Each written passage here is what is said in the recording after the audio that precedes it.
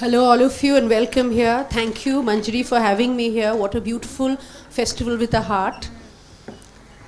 And I personally have stayed up nights reading this book, so all of you should get a copy. It's pretty amazing and robbed me of my sleep. So, Manjiri, as far as I know, you're the only relevant author of thrillers in India, and you've been invited outside India, and you're read outside India. And this is 52 years of your journey with over 21 books, multiple films, and all of it. So please tell us something about your journey. How did a woman get into writing thrillers?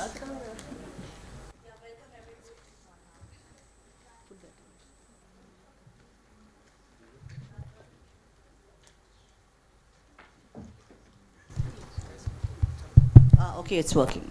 Yeah, welcome everyone. And first of all, it's such a huge privilege to be in conversation with Sohini.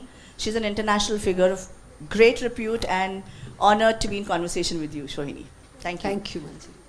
So first and foremost, of course, I've been writing at a very, very young age. I was 7 years old when I thought that I was Enid Blyton reborn.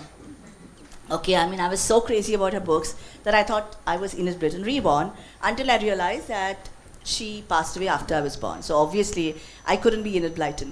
But I think sometimes when you're born, like you probably knew that you wanted to be a dancer, and somebody knows they want to serve society and become a doctor, and somebody knows something else. And I think I knew at a very, very young age that I wanted to be a writer. And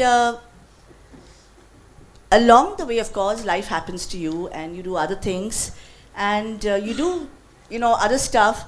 But all along, I knew that the writing Kira was never going to leave me. And I kept writing on the side, and I kept writing till I got published quite late. I think I was 30 or 28 when I got my first book published. But I never wanted to really be a published writer. I wanted to be a writer. And that's the difference, because I write for myself. I always say that I'm a born writer. I'm not a writer by chance, not by accident, not by an afterthought that, ab sab kar liya, let me write a book. Exactly. So I don't do that. I write because I want to write. I write because I exist. So that's the beginning. And 52 years, it reveals my age too, actually. But yes, I've been around for a long time. And when you're around for a longish time in the creative field, you do write stuff. You do experiment, you do face challenges, because every book, getting it out there, writing it, and getting it published is a challenge. It's a journey in itself, and I call it my 52 journeys now. That's absolutely wonderful to know. And please do give your readers, your audience here, a glimpse of 7-year-old Manjiri who considered herself an author, and just that the world needed to realize it. Please do give us that. Well, so there are many kids here I can see. How many of you, any one of you wants to be a writer? Please raise your hand. Okay, I can see a few. Yeah, so how old are you, by the way? Just tell me one age, any age. 17, okay. Somebody behind there? 14, okay. So when I was, good. So I was 7 years old when I was called Pinky. So I used to sign myself as PP, like Pinky Prabhu. That was going to be my signature author title. But of course I changed it to Manjiri because I realized no one would take me seriously if I said I'm Pinky Prabhu. So it was Pinky PP with a little chain, and I still have books which I wrote by hand, and I cut them into the shapes and sizes of books, and I would give them to people and say I'm an author. So that's how I was, really crazy, yes. So that's the magic. And when you said that you read Enid Blyton, I have grown up on Enid Blytons. And my son also. And he would, when I asked my son as a child, why do you read Enid Blytons? He would say, because there's magic in those books. And I felt that when I read your books. So that's my connection. There's magic there. And that kind of defines everything without getting technical. And you write destination thrillers. How do you manage to write like a local? Because I've grown up a lot in Stuttgart, and spent a lot of my life there, Stuttgart, Bavarian area, and Munich, München. So when I read your book, it was my childhood revisiting me. I felt I was there, with Wagner's music and with the way you've described the scenery and the way they talk, the way they dress themselves, the way winter comes upon them, the fairy tale magic. You've written like a local who was born and brought up there and very proud of her roots. How did that happen? Very difficult question, because I don't know how that happened. Okay, and the reason being that when you start writing a book, there is a process, and you do a lot of research. Even before the research comes a calling. Okay, the destination calls out to you. I've been called out to several destinations, and I feel that there was a reason I wrote those books. For example, I wrote The Trail of Four. We had a session before this, which was by the Salzburg Global Seminar, and the palace, the Schloss Leopoldstraun, belongs to them. They celebrated 75 years, but not one single fellow of theirs has written a book on the Schloss. It had to be me, an Indian writer from a corner of India, who went there 12 years after she realized she wanted to base a book there, wrote the book, and they launched it in the 75th year. So I think these are things which are destined. Having said that, it's a process. I really work on the books. I love to travel, and I think the passion of writing and travel, they come together. And my effort has always been to write like an insider, never as an Indian author trying to write like a foreigner. Exactly. So when I write from my heart. I make sure that I have all the elements in place, like research, like who eats what, how they talk, where do they go, how much time does it take from X place to Y place in the middle of the night, how does the light glint on a certain statue, and I do all that research, which is why probably the authenticity comes into a book. And I think that's how it is. Thank you. That's so, I'm so happy to hear this. It's a calling, as you said. It's not just that technicality and research and the science. Beyond that, it's a calling. And that reminds me, your books also give me that glimpse of the surreal, and it's being all about a destiny, that element of destiny, and the astrology. Yeah. That it happened because it was meant to happen. And the reincarnation concept, which is so heavily there. So please do tell us something about it. Well, so actually I come from a spiritual family.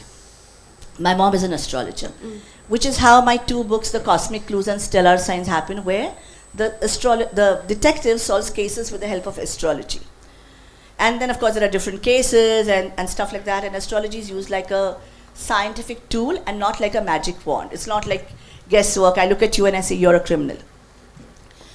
And along the way, I realized that while I was writing my books and while I was living and experiencing and meeting people, I realized that there are so many things you don't understand in life. There are so many things that science cannot explain. There's so much energy around us that we feel, okay, and it affects us. And our thoughts, our thinking, the way we live, the people we meet, all of it is affecting us in ways we do not understand now. And I think at some point we will, of course. Maybe at 80 I'll look back and I'll say, oh, this is what happened and this is what happened. But I wanted to bring that unpredictability and uncertainty through spirituality in my thriller books. Because I felt it's an important part. And you write a murder mystery, okay, everybody does, anybody can. But I wanted my books to be different. I wanted them to be Indian through their spirituality. So even though I've written The Trail of Four and Voice of Runes, and they're all based abroad, I had to retain that Indian element in them, which is why Ray Parker wears a Ganesh Mandala, a 5 metal, and he connects through energies, he can see auras. So I feel that it is important to introduce this as reality, as our reality. It is, we know reality as the table, but this table does have some form of energy in it, and I think this is the reality we need to introduce to the people and to the audience, and my effort is always to bring in that reality. Absolutely, and that's what I felt, The left brain and the right brain were working equally. Ray Parker and Carlo were working so rationally with all their maths in place and the intuition. And yet he was toying with his Ganesha locket, mandala, and trying to get that extra insight. That was a brilliant blending of the two worlds. Yeah, so also when he is in trouble, he holds the Ganesha. Now for a European audience, that might feel a little odd. But for me, as an Indian writer, writing about a destination and turning it into a character, it was important for me to bring that Indian element in. That was very strong and powerful, and you had that Western rationale with the Indian spirituality and gravitas. That was amazing. And you've called him Re, which is the second note of the Sargam, Re, and also Do Re Mi Re. So everywhere, subconsciously or consciously, you're connecting civilizations, you're connecting worlds, you're connecting people. So tell us something about that. Well, like I said, the world is connected. Okay, I may be sitting here and talking to this group, but I know at this time, same moment, something is happening in the world that is connected to me. And I feel that this connection is what we all live through and needs to come out through. We are not living in isolation. I'm not doing a lit fest for only the Pune people. Mm-hmm. Today this is going to be recorded, it's going to go on YouTube. That is going to transfer to other generations and energies and countries and people and writers. So the thread of connection is so important, and I want to maintain that through all my books, not just my thrillers, whether my non-fiction, whether it's my dystopian, whether children books. There's always this element of connectivity, because we do not live in isolation, and we cannot live in isolation, and we are connected by love, peace, compassion, and we are connected by relationships which are beyond our understanding. Thank you. And when you speak of love, peace, compassion, that is also a very vital element in your books, because you have the swans, you know, as a symbol of the peace treaty. Yes. And it goes on, you know, everywhere. You have the rose, you have the swans, and which reiterates the fact of love, harmony, and peace. So that's how you look at life, I think. So tell us. So I've grown up amongst animals. I've grown up in a joint family. My family supports me in everything I do. I've got a great friend circle. They're all sitting out there to support me. I believe that love and compassion is the answer to everything in the world. Absolutely everything. Talk about AI, talk about technology, talk about emotions, talk about relationships. No matter what it is in the world, love and compassion will help you in life. That's my belief. And so everything I do, everything I write, whichever genre I touch, my goal is to bring out that emotion. So in all my destination thrillers, there is a peace treaty that is signed. I'm trying to bring the world together. So even though there's gore and maybe blood and murder and everything, the end always results in harmony and peace. Because I believe that all's well that ends well. And it has to end well. Like there's some dialogue in some Shah Rukh film. What is that dialogue? Yeah, exactly. Or it's not finished till it's not finished well. Mm-hmm. Something like that, Hindi dialogue. So I also believe in that. And I think that my effort, my responsibility as a writer is to spread this message of love and peace. I'm not a sadhu. I'm not a spiritualist. I'm not going to go out there and do bhajans and say, any of that. My role as a thriller writer or a mystery writer is to still inculcate that one thing I believe in, and that is love and compassion. So all my books have that underlying thread in it. That is it. Thanks. And it shows that you're an incurable romantic and an idealist, because everywhere, not only do you bring in love and peace, you also bring in that love, the first love bit, Ray felt towards Rosamunde. But you also deal with music a lot, because when you have Wagner's Lohengrin in one of your books, and you have the Bhairav being sung by the Ustad at the library. So everywhere, everything is infused with this classical music and its healing touch.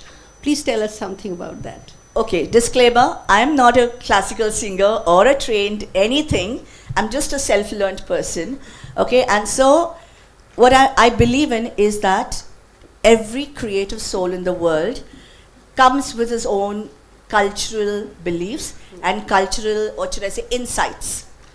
We classify them as singing, and we classify them as art, and we say this is a painting, and we say this is a trained singer, but every person is a bathroom singer, every person is a writer. Absolutely. And we cannot belittle that emotion in them, no matter whether they're trained or not. And through the books, when I talk about classical singing, I do try to imbibe the culture, but what I'm trying to say is that you don't need to be a classical singer to appreciate that, okay? You can be anyone and just appreciate. A common person can appreciate every single thing. It's the sensibility which is important. So the effort is to bring it forth, but actually to increase the sensibility. So there's culture, there's art, there is, and all again threaded through my message of love, peace, harmony. Everyone will get bored of it, but honestly, that's the only thing I harp through my books. And I use all these external elements like culture and art and people and relationships to give just that one message. And taking this further, when you talk about harmony, and there's an interfaith element in your books, you know, do tell us something about the Ganga Jamuni Tehzeeb, which you've spoken about, and how beautifully it connects, you know, Islam and Hinduism. And it also signifies how beautifully and harmoniously and joyously they coexisted.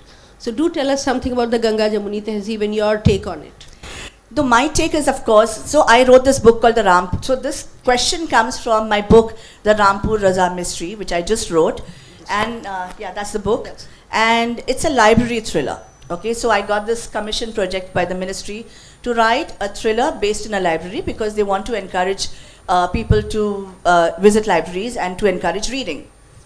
They sent me to a place called the Rampur Raza Library, which is 250 years old in Rampur.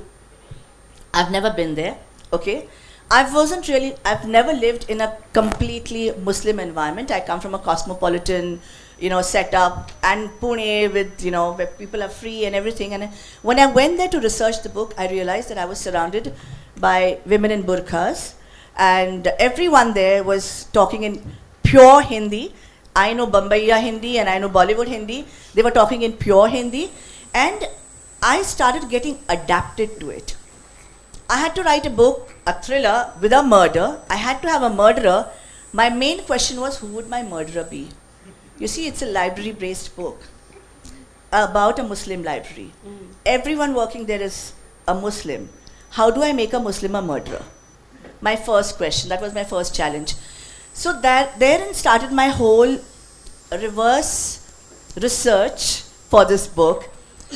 I kind of imbibed, I stayed with them, I chatted with them, I absorbed their culture, I did everything, but for me it was all new. I mean, I know we come in a country which is secular and everything, but honestly we don't really interact with all these people every time. I don't interact with Christians all the time. Similarly, I don't interact with Muslims all the time. You know, it's all combined. So purely in that atmosphere, I realized the kind of harmony, because there were Hindu people also working there. I chatted with them. I realized that the harmony that is inbred into the Rampur Raza Palace comes from about 200 years old. And that is how I started integrating it into the book. Because here was a situation, volatile situation if I may use the word, where I had Hindus and Muslims and I had to write a mystery. And it was a thriller which takes place in 13 hours, sorry, not even 24 hours, 13 hours. And I needed to strike a balance. And that balance came from the Ganga Jamuni Tehzeeb, if you want to call it that, where I realized that I could use elements from this and bring them all together to write a mystery novel. It sounds very, right now when I say it sounds very spread out or rampant, but believe me, it was a very pinpointed, research-oriented procedure. Absolutely. Thank you so much for that. Also, the characters in your books are interconnected, like the sequels of a film. You know, because I've read a lot of Agatha Christie, a lot of Sherlock Holmes, Dan Brown, and I also used to read a lot of Perry Mason, which was my father's and grandfather's collection, you know, as a child, and Della Street and Perry Mason, and you've been compared to them, but I definitely think, however flattering that comparison might be, you are you. Very unique and with so many facets in your book. For example, there's a love for food also lingering in the book, whether you're talking about the Austrian or the Bavarian kushe, the food there, or the Rampur thali, you know, and it's beautifully brought out. So would you care to tell us a little aspect of this food? Well, I love food. Everybody does. All my friends sitting out there are experts in food, honestly. They know more about food than I will ever know about food. But I love it so much that for me it's like the 5 tastes are whatever, the rasa you want to call it. So food is important, taste is important, and you live through food. I live for food, and I feel it's an important part of the cultural ecosystem to bring in the element of food and the art and the culture. And although it's not a very big thing, Because I wrote one article once on some food thing and they said, you're not a food writer. So I said no, because I don't even know the names of some of the people. Like when I go for dinner and all, I have to ask my friends, what is this called? And they might find it funny, but seriously, I don't know what I'm eating, but I know that I'm eating well. And I want to bring that element in. That's fantastic, because as a Bengali we are foodies, and I still follow the principle that my grandfather used to believe in, that when you meet a person, the two things that matter is what is that person's relationship to food and what is that person's relationship to dogs. Do dogs like him or her? And that's how I chose my husband also, believe me. The connection, if you're passionate about food and if you love dogs and dogs love you, it's a battle won. The rest we'll manage. So I love this element in your book. And I also would like to know, when you're talking about Sissi, the Empress, or when you're talking about Rosamonde or Sassy, all your protagonists, they love nature, they are a part of nature, they are free-spirited, they are wild, they are committed, and they are feminists but not alpha women, they are not on your face. But they will not be caged or bound or told what to do. They have a free will. So I wanted to know how much of a Sissi or Rosamonde are you? I feel it's a lot of you in those characters. Difficult question. Yeah, I don't know how much of me is in them, but I do feel, well, I'm not a feminist either. I'm not a non-feminist either. Exactly. Okay, I believe in equal rights. I do not believe in woman as a victim. Okay, I don't believe in that. I think a woman is the most powerful, magical creature God ever created. Absolutely. Having said that, I think she makes herself a victim. I didn't want that in my books. So in my books, you will not find any woman as a victim. She is empowered when the book starts. She gets more empowered towards the end of the book. You will not sit her crying and say, hey, please help me, I'm helpless. Yes, never. Totally. That is me. Okay, I may reach out to people for help, but I will not sit and cry and say I'm helpless. Absolutely. And I think that reflects in all my characters. Nature, like you said, well, I can live in nature. I don't need a house. If you give me a tree and a hillock, maybe a little bit of water, I can set up a tent there and I can live there. And I think that element of me, the free-spirited, does come in my books. Totally, yes. And Rosamond, Sissi, and Sassy. Sassy is my third. I don't have created n number of detectives. Please don't ask me. I'll get confused finally. From the Rampur so I created Sassy is the Sassy, protagonist, the woman that's right. investigator. That's right. So for the library thriller, I created another investigator called Sassy, who is really sassy. Okay. So I think, yes, as an author, something of you always seeps into your characters, but they are not me. I cannot be gorgeous and beautiful like Sissi. I'm not that royal either. I'm a vagabond. No, but everybody in their hearts, you're the queen of your own heart. Yeah, I know. And everybody's beautiful in their own way, so it's subjective. Yeah. I agree. But Sissi is not me. Sassy could be me, okay, because she's brash. She doesn't care a damn about anything, and she will go out there and do it. Sassy could be me. Who's the other one? Rosamond. Oh yeah, Rosamond is, she could be me because she is madly in love with Ray Parker. And I think that she very much could be because she's found her soulmate. And there's a soul connection there. And it's an all-encompassing, sweeping soul connection. And I understand that. I know what those connections are. I sense them. And I think I bring that emotional journey of mine into my characters and in my books. Also, I find your books very cinematic, When I read each page, it kind of unfolds in front of me and has that three-dimensional effect. That's why when you're sleeping, you're dreaming also. I was. That everywhere there was snow, and this was in a hot Calcutta. And I was dreaming that there's this Bavarian castle, and there's a lot of snow and Christmas lights. So how would you explain that cinematic element of your book? Not everybody can capture that. How do you get that three-dimensional cinematic character where a reader, when I was reading it, you belong in the book, you've got inside. It's like almost you're a character there. You're living that.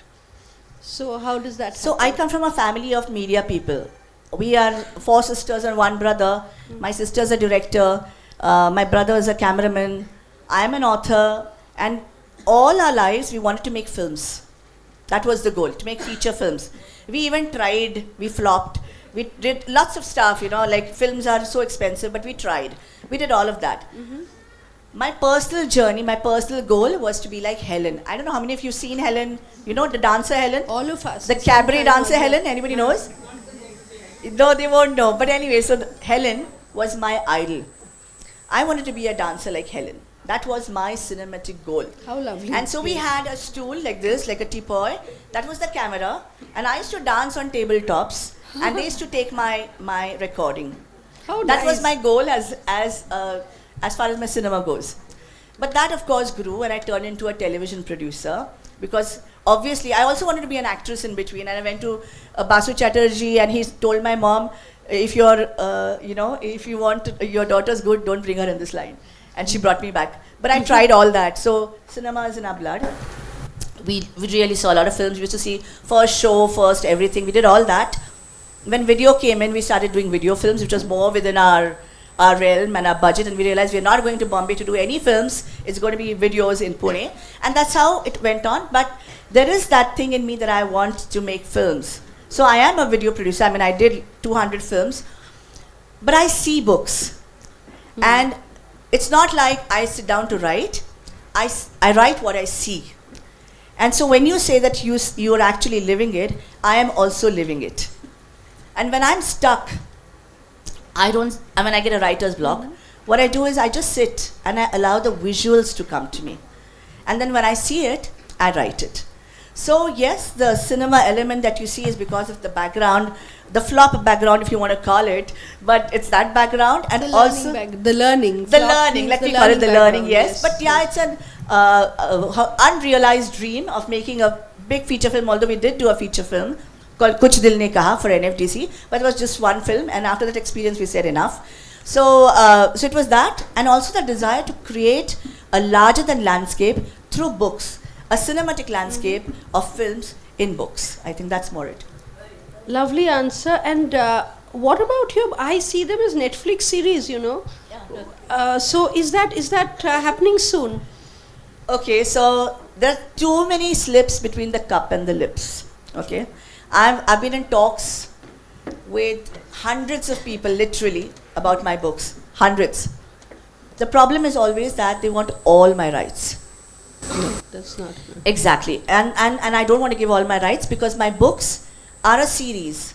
If I give one book, they'll create a background story. So this is for anyone who wants to go into adaptation. There's a separate adaptation panel that's happening, but I want to add my bit to it, that every author wants to see their book turned into a film. The danger lies in the fact that they will take your book, they might even do a great job with it, but your next books will fall flat because they will create their own background stories. So if I have a Sonia Samarth in a Hindi film who's doing a cabaret, and in my book she is a Sati Savitri, I'm in a rut because my next books won't sell. True. Despite that, they will take all the rights and they will use them forever.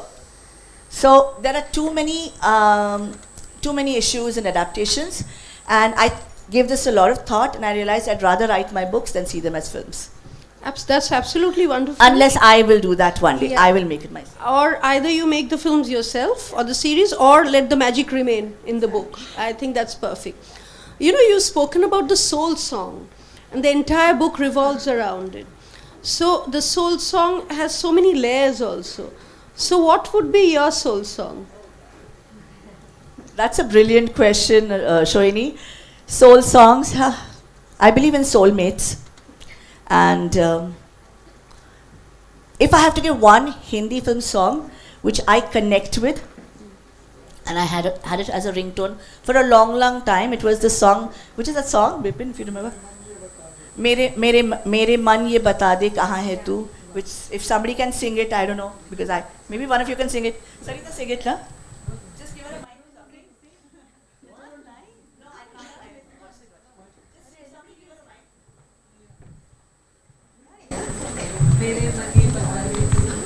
किस और चला है तू, क्या पाया नहीं तूने.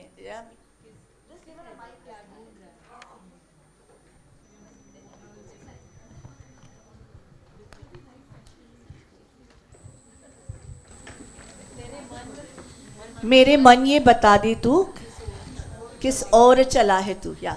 So that's my friend, school friend here.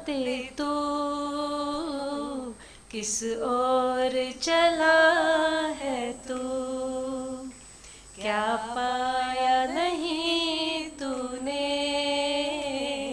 क्या ढूंढ रहा है तू. Thank you. Okay, let me. Yeah, even the next part is important. जो है अनकही.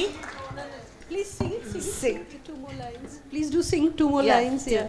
जो है जो अनकही. है अनकही वो है अनसुनी, वो बात क्या है बता. मितवा कहे धड़कने तुझसे क्या. मितवा. Lovely, thank you. I believe this song is by Shankar Ehsan Loy. It's a beautiful number. And difficult to sing. They Difficult sang to it sing, so they sang beautifully. it so Thank well. you, Yeah, ladies. they're all accomplished, my friends. And I connect so much that for 4 years after the film came out, it was my ringtone. And I think it's just, It's brilliant. Yeah. I it's get just, goosebumps also yeah, with it this. just symbolizes me, I think. And if I have to, yes, since you talked about soul, there is another soul connection of mine, which is dogs. Yes. And I am more connected to dogs than human beings. Okay, I'm sorry, human beings, but it's the truth of my life. And there are I would like to read 2 poems from my book. This book of mine, it's called The Dog Train of Peace. How many of you like dogs? Anybody likes dogs here? Oh, wonderful. I love all of you. So this book is a non-fiction book, and it talks about, of course, spirituality. But I really believe, can I talk there, please? Excuse me. Yeah, okay. So this book is about dogs, of course. But more than just dogs, it's a book about how dogs will lead us to world peace. I know it's a big statement, and I know it's a tall claim, but in this book I've explained how if each one of us can have a dog in our lives, we will have world peace one day. So if you have to pick up any one book of mine, please read this book. And in this I have a soul poem. I have 2 soul poems, and I'd like to read from Please them if read you don't them out, mind. Yes. I forgot my specs. I've borrowed my sister's, and I hope I can read with this.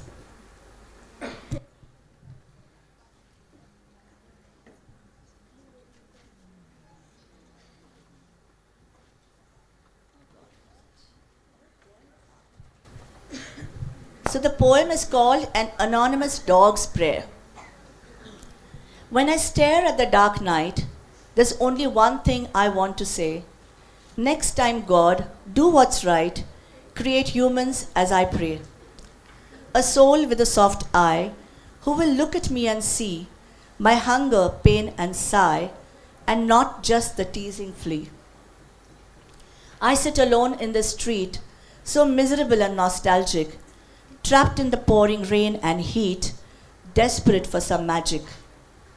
Once I was a beloved pet, but from friend I became a foe, 'cause someone thought I was a threat. I was abandoned or asked to go. Oh God, send someone to pat my back and hold my paw if I weep, to put a worn out, coarse, torn sack for my tired body to sleep. A human who won't show me his fist, who will care and help me survive.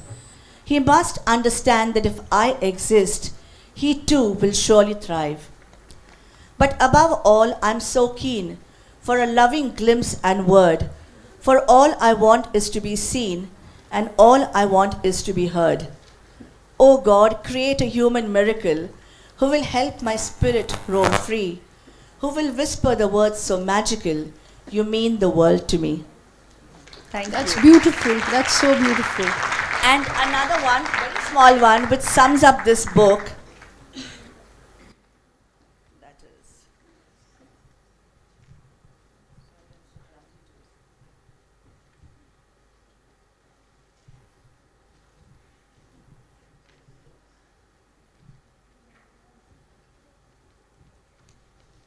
Sorry.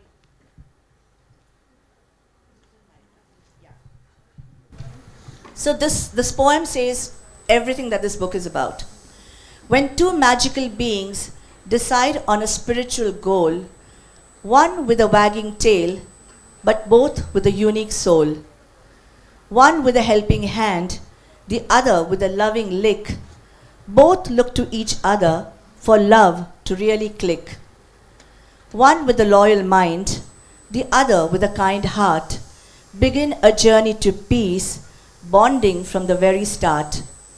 In the doctrine of peace, where you serve, love and care, a divine flash will surely shine on a path that both can share. Thank you so much. That's absolutely beautiful, and I resonate because I've grown up with 16 dogs, and both me and my husband, we are dog people. Completely. Anywhere, everywhere. And cat people also. So I think we should ask the audience now for their questions. Questions to the author. If somebody can take the microphone around, please. Hello, good afternoon, ma'am. Ma'am, I'm a young writer. I love to write. I write it starting at a young age of junior KG. My first story was really short, and later as it developed and went into greater standards, I realized I wanted to become a writer. I shared these thoughts with my parents. My father supported and thought one day I might win a Nobel Prize, but my mother thought that I'm not. Writers don't earn good. They are not. Nobody even likes their books, you know. My brothers and sister siblings, they say, you have become a writer and your book no one's gonna read. So that questions put me in thought, and I'm going through this. After this 10, I have to choose a side. So I'm currently in a self-doubt that should I become a writer, is this the right way? Or if you went through this, you might have a proper explanation to my questions. Thank you. Thank you so much. What's your name, by the way? Maria. Maria. Okay, first and most important thing, if you believe that you're a writer in your heart, you are. Okay? No matter what. Sales, books, publishing, this is all later. First and foremost, if you think you're a writer, you listen to your heart. Okay? Your heart is telling you who you are, and be authentic to who you are. The second part about earning money, for any career, okay, especially for writing, for any creative field, even Sohini will tell you that there's a lot of hard work in the creative world. When you become an engineer or a doctor or whatever, there is hard work when you're learning, but after that, there is a set pattern of doing a job or setting up your clinic, or there's a pattern, there's a routine to it that you can follow. But in any creative field, you have to create your own path. And if you're ready to create your own path and face the difficulties that you face, then you will become a writer. Thirdly, if someone tells you that you will never win a Nobel Prize, do not listen to them. If your heart tells you you will win a Nobel Prize, listen to your heart. Your destiny will lead you to your Nobel Prize, okay? Do not listen to anyone.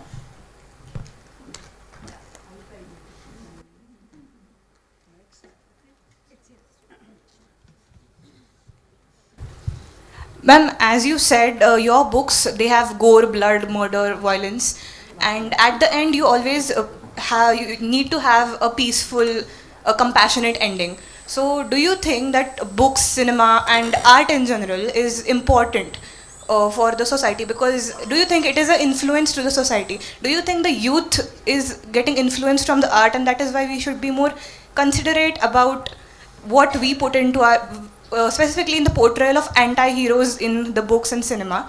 Do you think it is necessary that those characters should be having a tragic ending in order to, for a punishment for the deeds that they have done in the process of your story? Okay, so it's a question within a question within a question, but I'll give you a concise answer. I feel every person, you don't have to be creative, every person has a responsibility to create love, peace, harmony in society. Having said that, we have people who are doing exactly the opposite. Okay? But that doesn't mean that the world is like that, right? The world is filled with good people and bad people. You have to decide which side you are on. If you are on the good side, your work will reflect the same thing that you believe in. That's number one. What was your second one? Do you think cinema, art in general Yes, can influence? yes. So there are two, three objectives of cinema, art, culture. One is, of course, projecting reality. So you will see what is around you, and that could be all the bad stuff. The second is to give hope, okay, to help you think, and there are so many other objectives. So you have to choose what is your goal, okay. And I think that as a responsible media person or creative person, if you've decided that you want to project gore, then you will project gore. If you decide you want to project the reality, you will project reality. But hope is something that cannot go out of any creative person. I think hope is what we all live on, and we should never let that go out of our work. So yes, it's your responsibility to create hope. Okay. Thank you, ma'am. Please bear with my sore voice.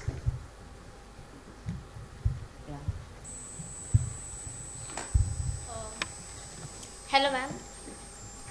Hello, ma'am. Yeah, hi. Oh, yeah. Hi. So, would you explain any critical condition when you are writing? Can you hold your mic up, please? Can you hold your mic up? Yeah. Okay. Would you explain any critical condition when you are writing a Critical condition. Sorry. Will you explain any critical condition? Will you when you are writing books? Explain, please, because we are also writing a book, and we are many problems there means writing any stories and. Yes, so these kind of questions I will answer afterwards, if you don't mind. I will solve your answer. I'll give you an answer for that.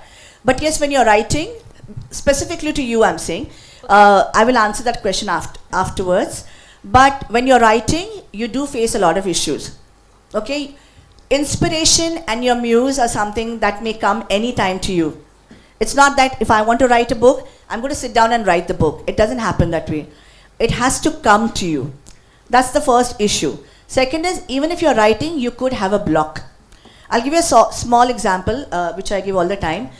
My dog, Tuggy, passed away when I was writing Voice of Runes, my book. And I was in deep, deep grief, and I couldn't write the book, and the book had to go to the publisher. And all I did when I opened my laptop was look at a photograph and cry. And that's all I did, you know, and there was no writing, and I said, the writer in me is finished. And what I did was, I spoke to my dog. I told her, she's been my muse for a long time. I told her, you've been with me on this journey for long. Help me complete this book. You won't believe it. The moment I said that, I opened my laptop and I started writing. I wrote for 1 whole month. I used to sit on a sofa. The sofa had a dent. I didn't even get up. I just got up for essentials. And I wrote and I wrote and I wrote till the book came out. And when I said, Rosamond is like me, a lot of her grief and her connections come to that journey. So I wrote, and finally the book came out and everything. But till date, I know that I was in deep trouble after that patch of my life, and I would have lost being a writer if I had not overcome it. So at any point in your life, you are going to face troubles. You are going to have issues about writing, because it's creativity after all. It's not a technical routine thing. It has to come to you, and you have to face it and deal with it.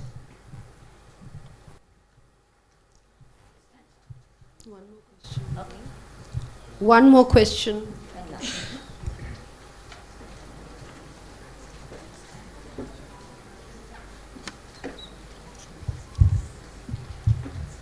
Hi, I'm not as young as your previous 3 questioners. I wanted to ask both of you, since you are deeply entrenched in creative work, when you have to do so much of research, like you mentioned about the Rampur novel, or when you're choreographing something new, there's a lot of research. And fortunately or unfortunately, there's so much out there when you start research. It's like a rabbit hole. You know, you Google from one to another and you reach, I mean, it's never ending. How and when do you decide, okay, now I need to stop?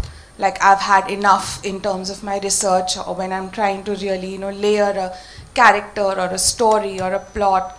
How and when do you decide, okay, this is enough and I need to stop researching? It's an impromptu, natural, organic thirst or hunger. So, like when you're eating, it's not a conscious decision, okay, by the 4th spoon I stop. Or 3 swigs of water and I stop. You keep drinking till you're done. So it is exactly like that that translates, okay, now I'm satisfied. This is what I was looking for, so I'm just sated. And I can write or I can put up my choreographies because you never stop learning. Research can go on for all your life and still it's a drop in the ocean. So that's about me, it's just a natural process. It starts naturally and ends naturally. You know from your heart and your instincts. That's how it works with me. With Manjiri, it would be different. More or less the same, but I have I write a mystery novel, which means I know who did it. Okay, and I always work backwards from it. And I have a plot in mind, and I know that I have to reach a goal, whatever Z goal. So when I start researching, I research with that angle in my mind. And I do know that, for example, if I have to, like I said, if in the middle of the night, if there's a police car going from one end of Salzburg to the cemetery, how much time would it take? And it's a scene in my book, then I have to research that. So I know that, and like she said, it's a never-ending thing, and you can keep adding, but that's an editor's problem then. Then you put in everything that you've researched into a book and it becomes a mess. So I do research, but I research in a very pinpointed manner and totally with my book in my mind. I know what I need and I know what I want to get out of it and I know what elements are going to come into the book. So it's very pinpointed research. Thank you so much.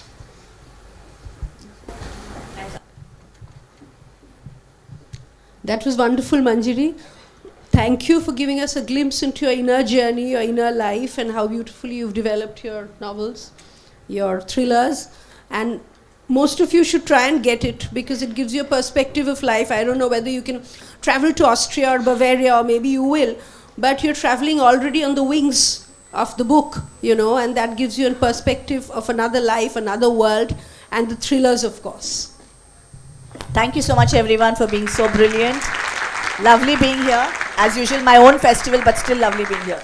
Thank you, Sohini. Thank you, Manjiri and Sohini, for such an interesting conversation. We wish it could go on and on. Thank you, Sohini, for being our PILF guest. We will begin our next session in the auditorium, Relevance of the Reliance on History, the True Story. In a break of about 5-7 minutes, we meet at 12 p.m. sharp. Book signing by the authors will be done in the dedicated area near the bookstore in the lawn, so do not forget to get your copy signed. See you soon.